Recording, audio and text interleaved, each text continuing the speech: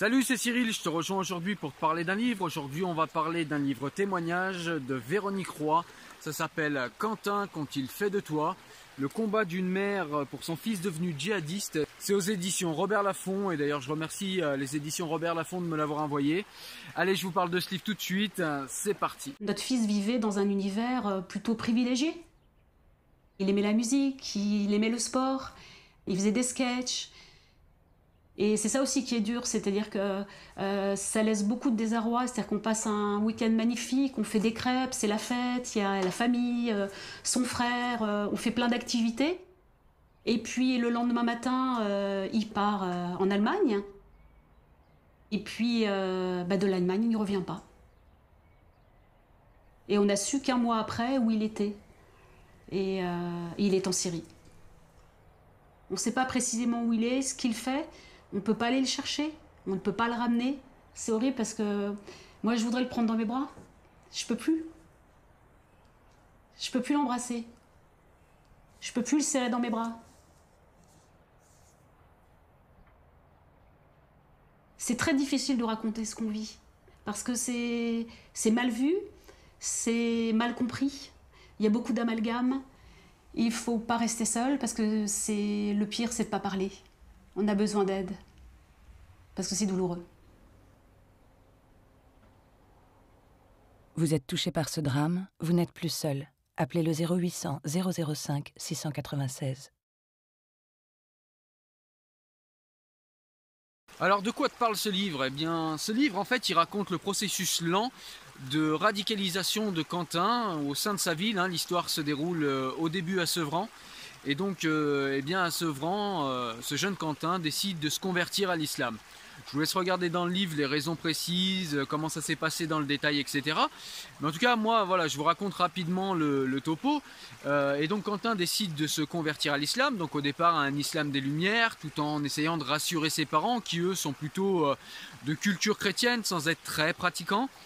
Et donc voilà, il va se convertir à l'islam, il va rassurer ses parents en leur disant que voilà, ça changerait rien à leur vie, ça changerait rien au quotidien et que voilà, il resterait toujours super tolérant et respectueux de la vie de ses parents, mais que voilà, il avait besoin de se convertir à l'islam, que ça répondait à un désir existentiel. D'ailleurs, sa maman, Véronique Roy, dans le livre, nous raconte assez précisément ces interrogations existentielles qui étaient celles de Quentin, qu'elle n'a pas vu tout de suite comme quelque chose de problématique parce que de toute façon c'est une étape, voilà, j'ai envie de dire, je la comprends, c'est une étape où tous les jeunes, enfin voilà, même moi et beaucoup d'autres personnes, pratiquement tout le monde passe par ces étapes, sauf que voilà, au bout d'un moment on grandit, on trouve quelques réponses et puis on passe à autre chose. Pour Quentin, malheureusement, ça n'a pas été le cas. Et donc, après cette conversion, eh bien, Quentin va rencontrer des gens, il va fréquenter des mosquées, dont la fameuse mosquée Daesh, la tristement célèbre mosquée Daesh. Mais voilà, on ne sait pas précisément puisque voilà, Quentin est mort. Donc voilà, après sa conversion à l'islam, on va voir que Quentin a fréquenté des endroits plus ou moins bien. Alors ça reste assez flou, voilà, il y a beaucoup de suppositions parce que, alors il y a des endroits où on est sûr qu'il est passé, mais il y a des suppositions également puisque voilà, Quentin est aujourd'hui mort et donc on sait malheureusement pas où est-ce qu'il a exactement été, qui l'a radicalisé réellement.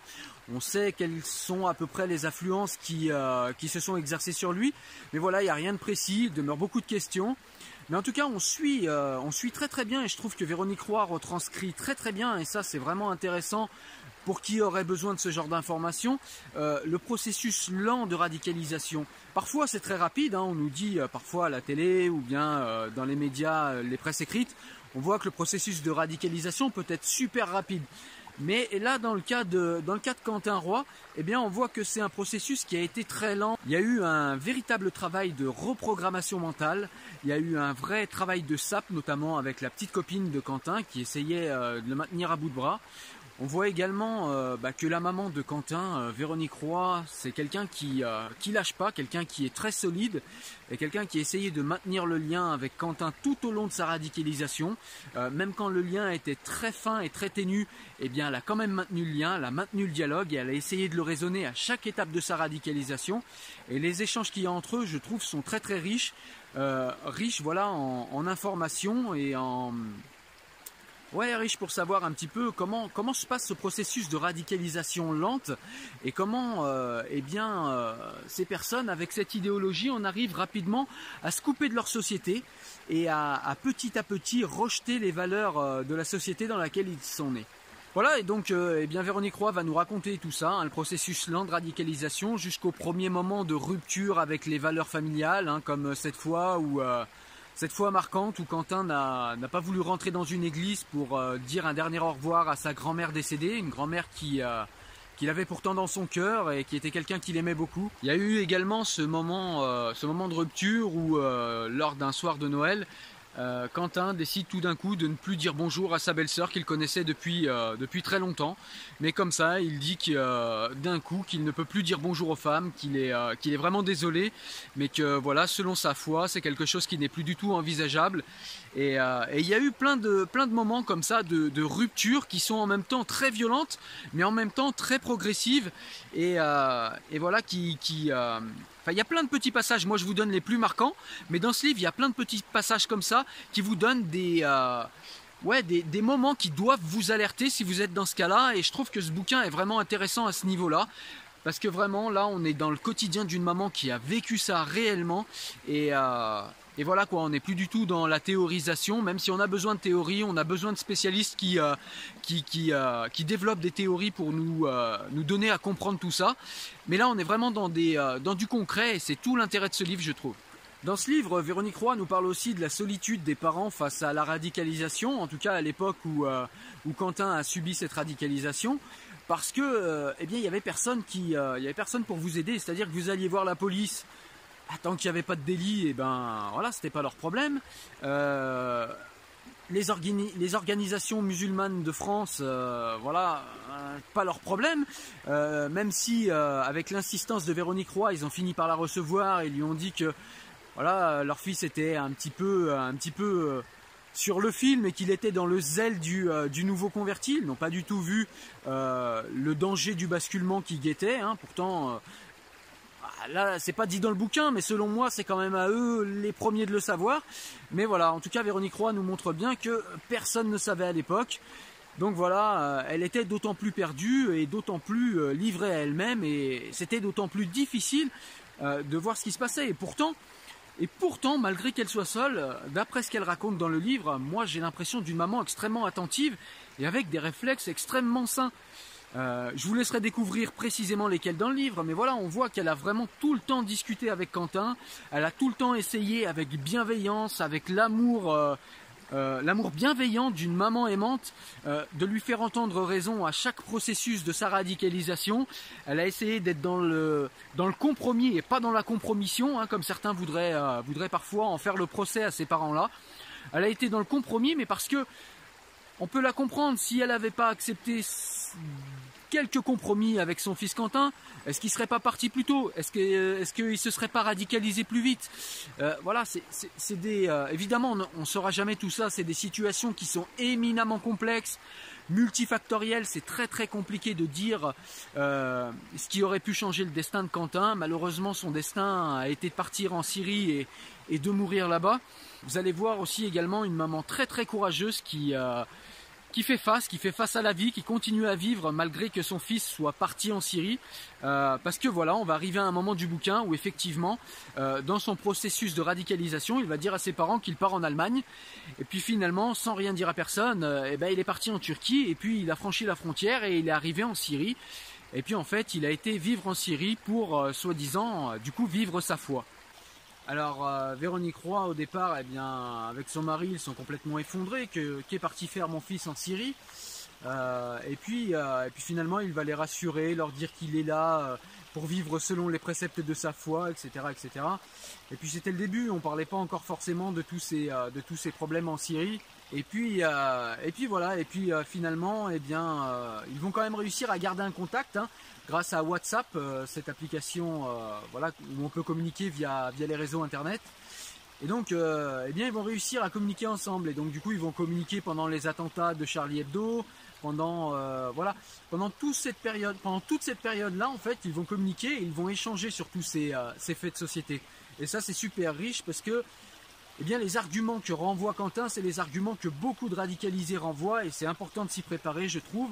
Et donc, on voit bien comment ces organisations comme Daesh en Syrie arrivent à faire de la reprogrammation mentale, hein, tout simplement, de ces jeunes, où ils en arrivent à ne plus du tout réfléchir et à nous réciter bêtement les arguments théologico-politiques qu'on leur incruste dans le cerveau. Et ce qu'il y a de plus flippant, c'est que Véronique Roy, dans ce livre, décrit bien comment elle n'arrive plus à le faire réagir. Elle essaye des choses très, très futées, moi je trouve. Elle essaye de lui rappeler des souvenirs d'enfance, de faire émerger des sentiments, quelque chose de...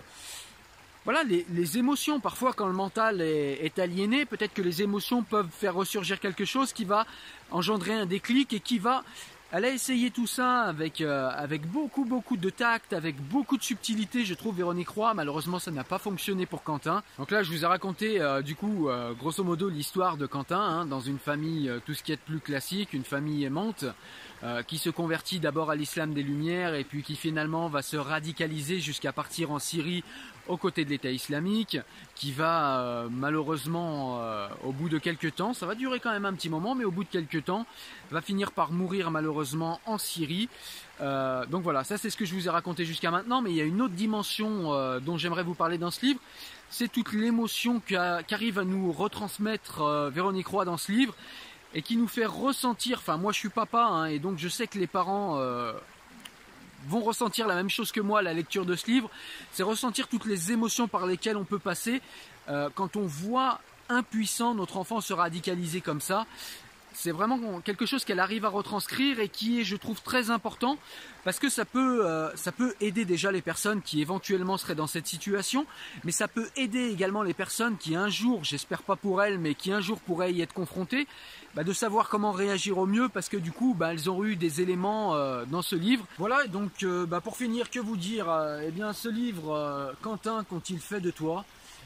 Ce livre de Véronique Roy aux éditions Robert Laffont, un très très bon livre que j'ai beaucoup aimé, que je conseille à tout le monde, un livre qui renseigne pour ceux qui seraient intéressés pour essayer de comprendre un petit peu ce phénomène de radicalisation, pour ceux qui éventuellement y seraient confrontés.